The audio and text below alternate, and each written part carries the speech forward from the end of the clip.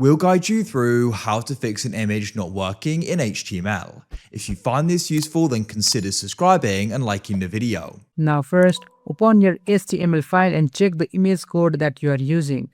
And if you save your file and open it in your browser, you will only see a broken image icon.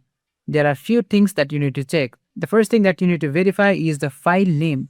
Make sure the file is named exactly. So in my case, I'm using the GuideRealm, so I'll just navigate to the folder where I have my image. So here it is. And now, as you can see, the file name is GuideRealm with G and R capital. So I'll go to VS Code and make sure it is exactly reflected here also. Even a small typo in file name will prevent the image from loading. After you have made the changes, just go ahead and press Ctrl S on a keyboard to save and go to your browser and reload to see if it works. If it is not working, we will move on to the next step. Now, check for file extensions. For example, your code may be using .png, but the actual image could be .jpg, .jpeg, or another format. To verify this, just open your file explorer and locate your file.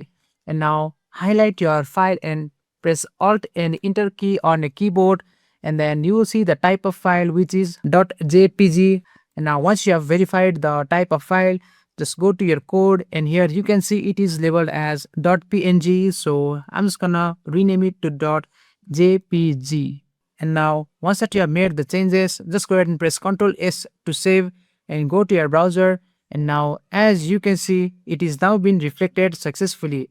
In most cases, image problem in HTML are caused by one of two things: an incorrect file name and the wrong file extension.